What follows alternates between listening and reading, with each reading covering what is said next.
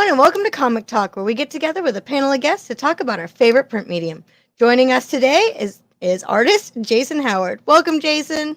Hi, Mia. How are you? Good, good. How are you doing? Very well, thank you. Getting some sun in, it looks like. Yeah, a little bit. I'm sitting in my car, and it's hot out, but I have the AC running, so I'm all good. All right, lower the windows. Make sure we don't have any accidents going on. All right, so Jason, let's talk a little bit about you to get started. When did you know what you wanted, or that you wanted to be an artist? Like, was drawing something that you were always into as a kid? Yeah, I think probably like most kids, I drew just all the time, and I always tell people all kids in kindergarten seem to draw, and I was one of those kids who never stopped. So in high school, I was like one of the better kids, and kind of known as the kid who drew stuff. And that's kind of when I really got into comics. I had read comics when I was younger, but I rediscovered comics mainly through Todd McFarlane's Spider-Man. Represent. So that's really what led me to then start discovering lots of other comics, and in high school kind of think, man, I'm good at drawing. I like stories. I like writing. I was always in creative writing classes, and I like comics, brought all that together, and I thought, hey, people actually do that for a job. And so that's kind of when I basically just decided, I guess I'm going to draw comics. That's what I want to do. And it's not as easy as that. It didn't prove to be as easy as that, but I guess I was probably around, sophomore, junior in high school, maybe, when I first kind of started thinking I would draw comics as a job. Nice. All right. So pretty young. And now I know that you said Todd McFarlane was, an artist that you followed a lot. Who were some of the other artists that inspired you or influenced your style? I mean, the early ones would be, I kind of grew up with the, beginning of the image revolution. It was when I was really getting into comics. So all those artists, Todd and Eric Larson and Rob Liefeld and Dale Keown, and outside of the image stuff, like guys like early Joe Quesada work, I liked a lot. Dave Johnson's work, I really liked his, and I started discovering some early manga. Things like Appleseed and Akira, and it kind of spun out from there. Oh, Appleseed's a good one. That's such a good. Now, okay, did you doodle a lot in school? Yes, I saw an old teacher of mine. My mom had like a birthday party where they invited a lot of people, and an old high school teacher that I hadn't seen probably since shortly after high school was there, and he's like, remember when I used to get after you for drawing in class instead of working on whatever your thing was? He's like, probably I should have just let you draw, because I'm sure you've done a lot better with that than whatever math I was trying to teach you at the time. So you were right. yeah, I had that bit of vindication that the teacher was wrong and I was right. There you go. Now, what was your first big break working in comics? So I had done, like, I went to college for graphic design because my parents thought I should try to have a backup plan to get a real job. And they were supportive of comics, but also aware it's a competitive, hard to do kind of industry. So I was doing some independent work out of college, and then I got a job as a graphic designer, and I worked there for a while. And eventually I kept doing comics on my own on the side. And eventually I met Robert Kirkman at a convention in Chicago and showed him some work. And that led to me doing a couple little pieces in Invincible. And eventually him and I worked together on a one shot of a comic book called The Pact for Image. And then Robert and I got along pretty well. We realized we had a lot of similar artistic and kind of comic heroes. And we started kicking around ideas, and that became the Astounding Wolfman comic that launched on Free Comic Book Day in 2007, maybe. It seems like yesterday, but it is. Oh, I love the graphics on that. Thanks. That's really cool.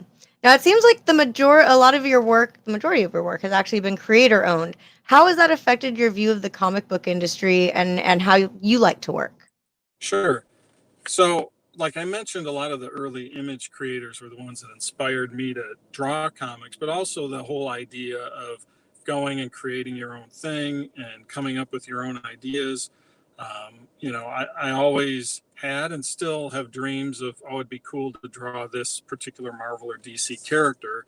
But in my head, I always felt like, man, the thing I really want to do is my own book. And so I was kind of fortunate to meet up with Robert when I did. So right out of the gate, I could partner with a writer who I thought was really good, brought a lot to the table. I really like Robert's writing, and we could come up with a creator owned project together. And that led into me just continuing to do more creator owned work.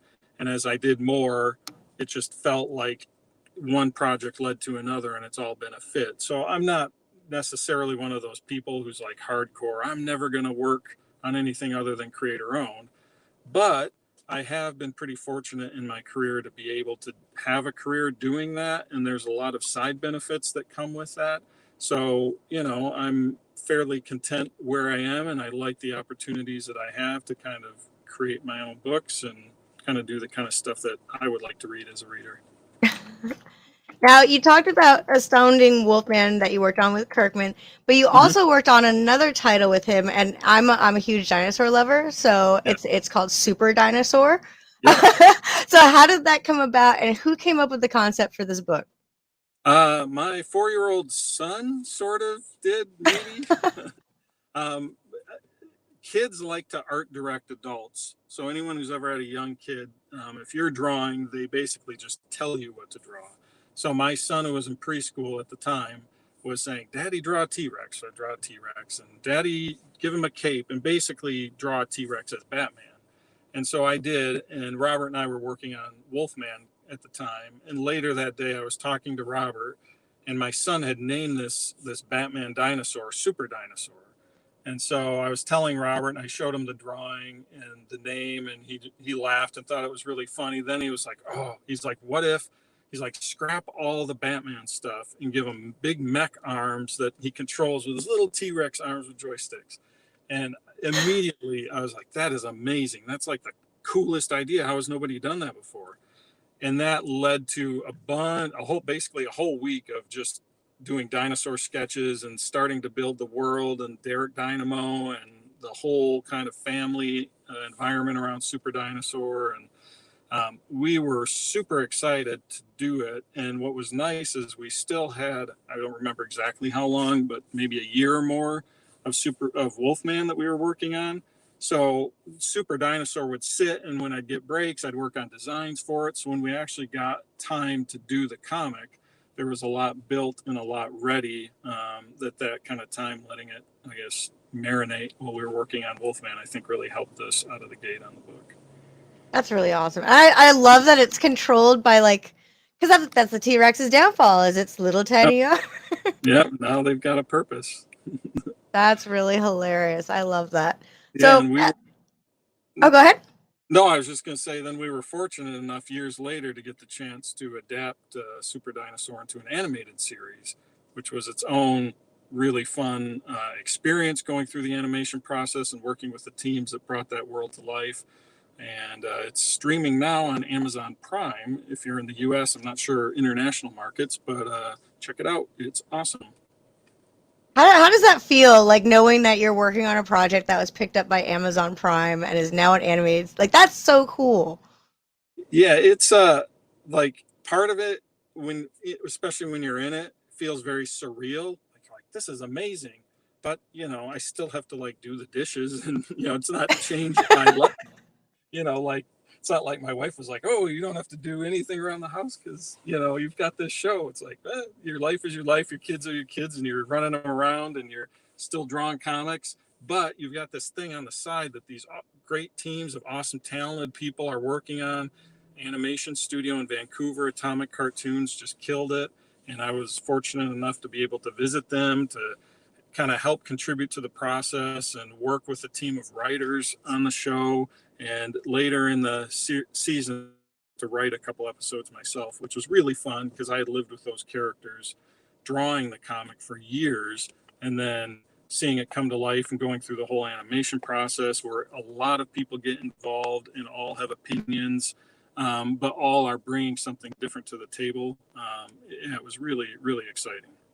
That's really cool that you actually got to have, hands-on work with the team and kind of put your input into your own creation. I think that's awesome. Yeah, and that's one of the things, I guess, to tie into like the creator-owned comics aspect. Because Robert and I had created Super Dinosaur, we had a lot of creative say in the direction of the show and who we were partnering with on the show.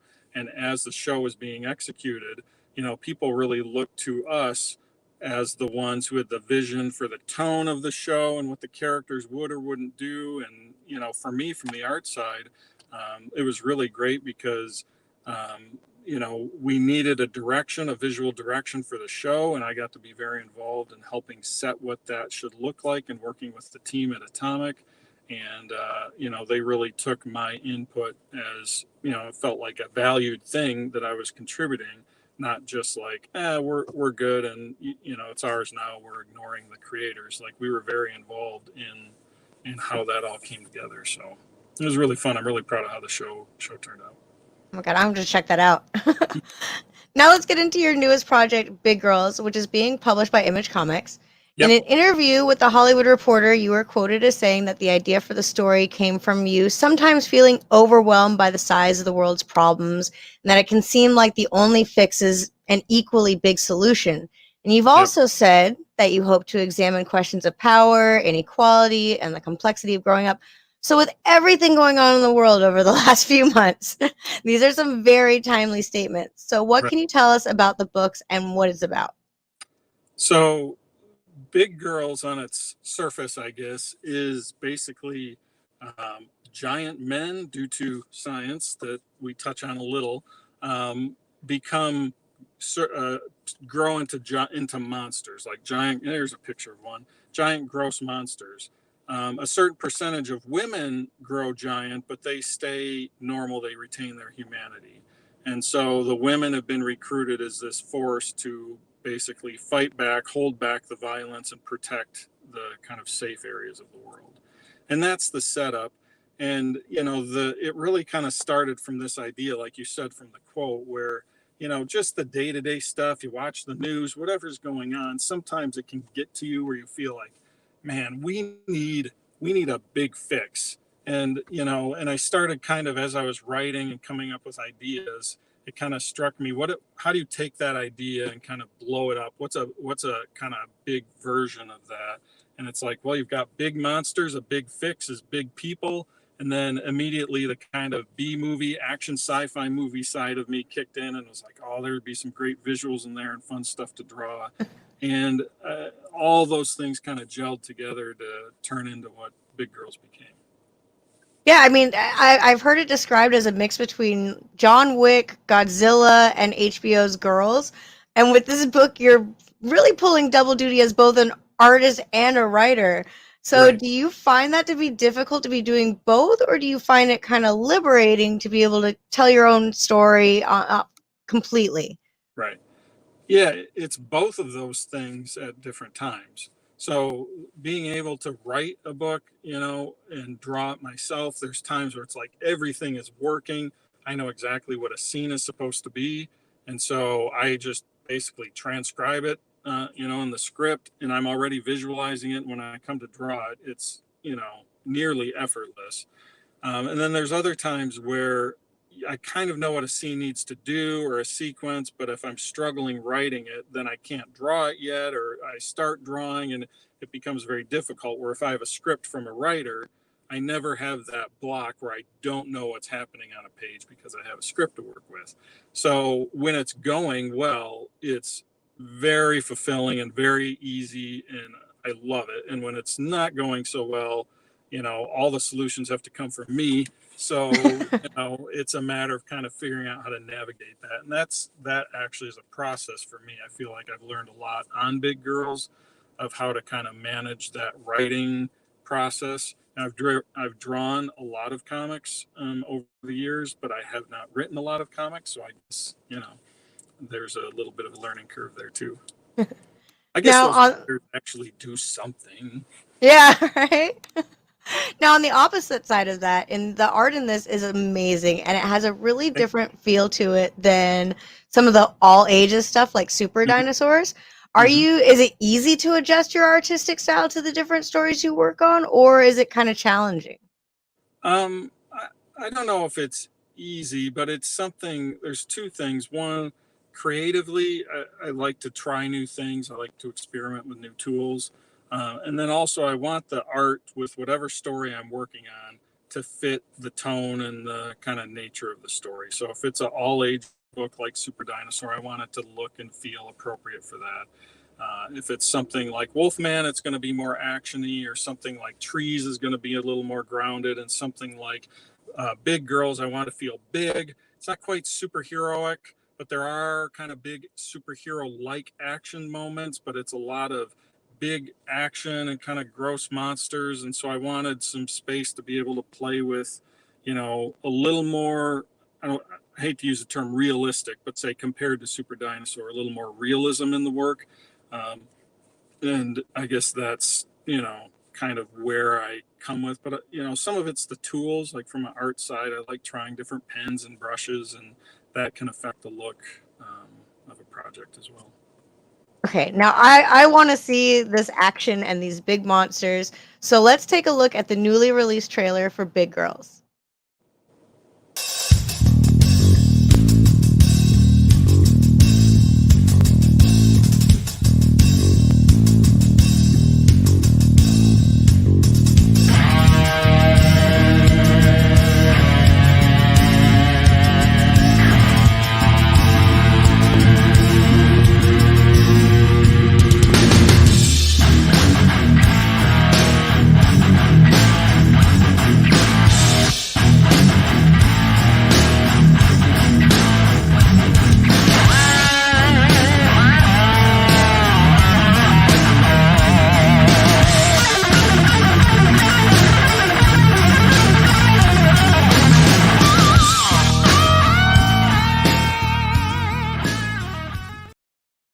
Ooh, I was really jamming that music there.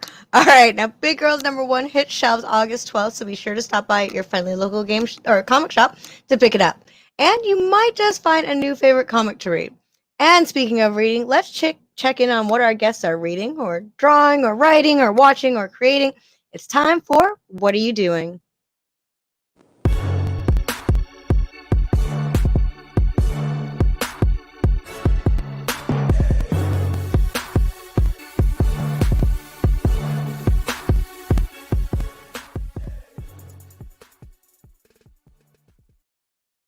All right, so each week we ask our guest, what are you doing? We want to know what you are doing to pass the time during these crazy times. And to those of you watching, let us know in the comments what you're doing by using hashtag what are you doing. So Jason, what have you been doing?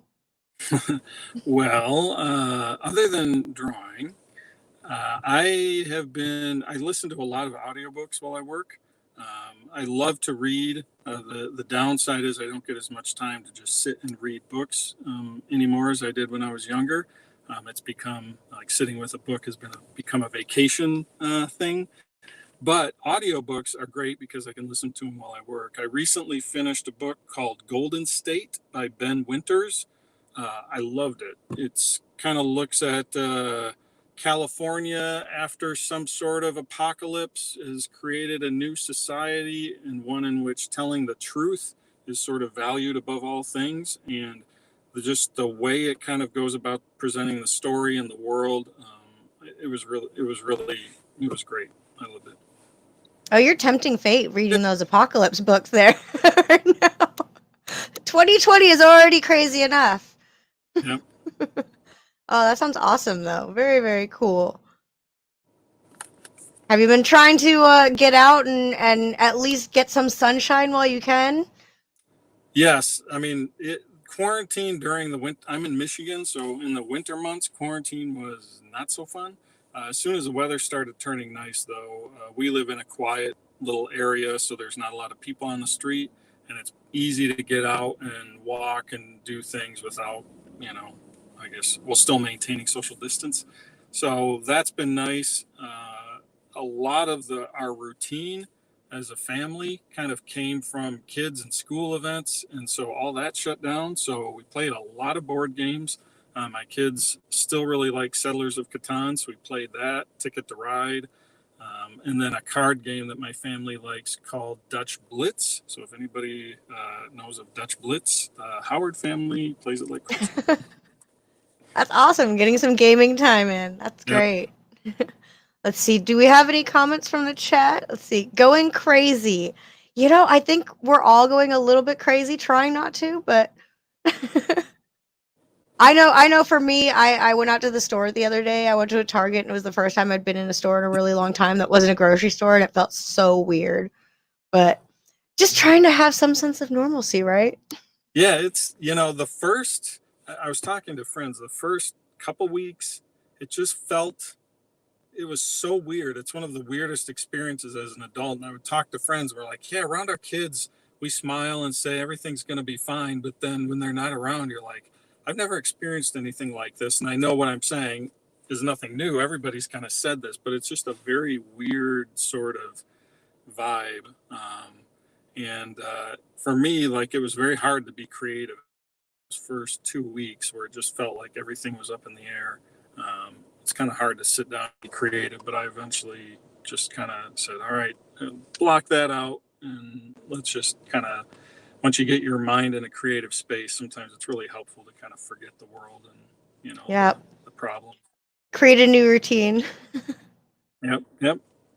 Let's see. From Brian, I've been taking care of my mom and I've been posting my John McClane cosplay on my social media. Very nice and good of you for taking care of your mom. That's really sweet. Yep. We all have to take care of each other right now. All right. And so we're going to move on to our next segment, firsts. You always remember your first.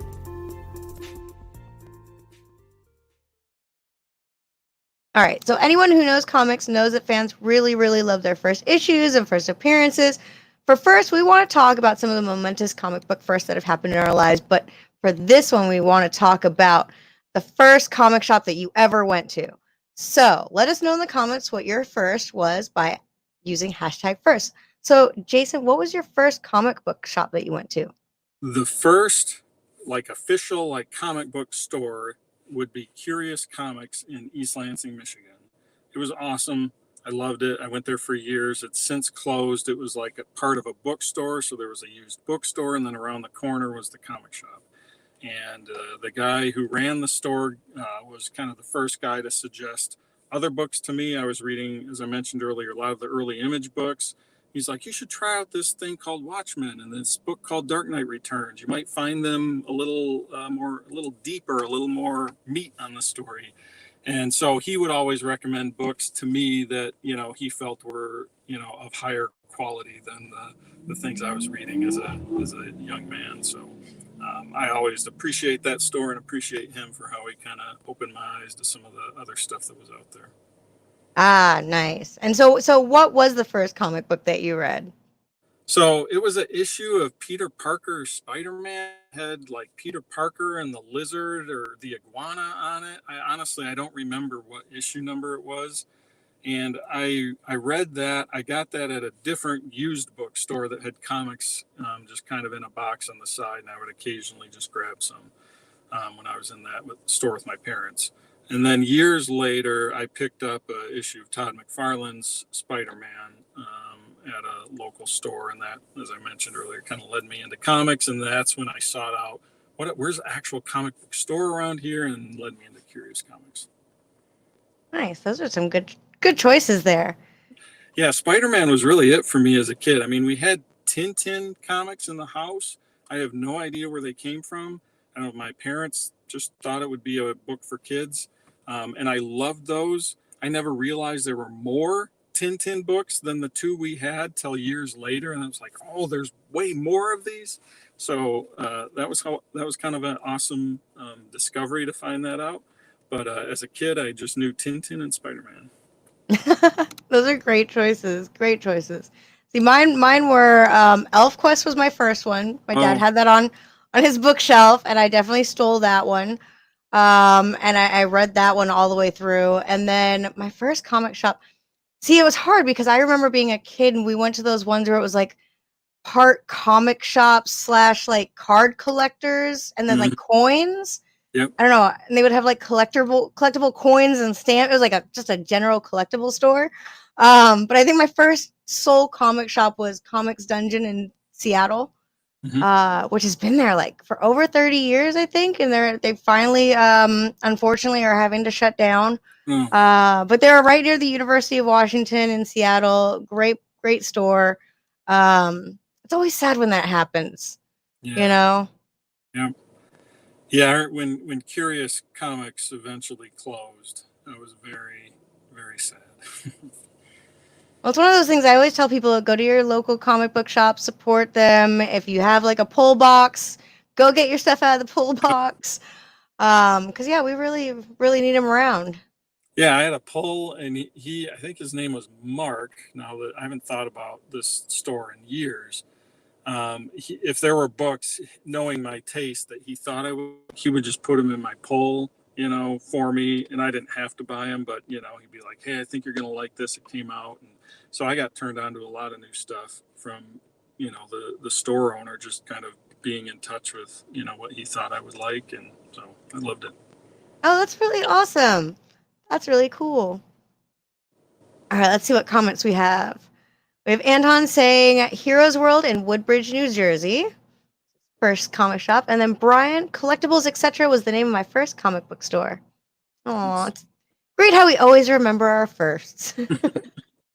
All right, let's move on to our last segment, Top Picks.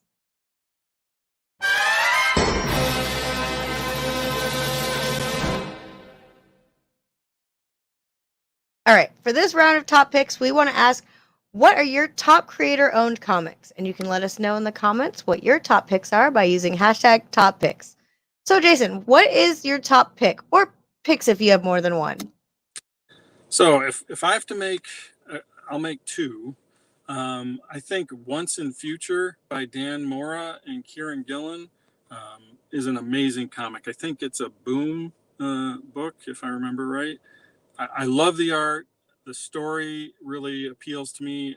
I'm a fan of fantasy stuff, and this is kind of a modern spin on some British fantasy. And it's like, it looks amazing. The colorist,